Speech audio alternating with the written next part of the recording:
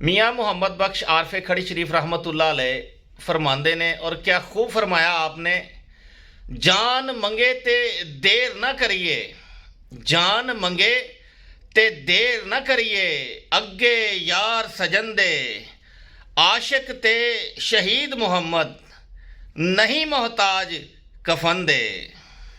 जान मंगे ते देर न करिए, वाह वाह वाह वाह। जान मंगे ते देर न करिए, ते अगे यार सजन दे,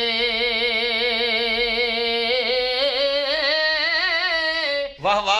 आशिक ते शहीद मुहम्मद, ते नहीं मोहताज कफन दे।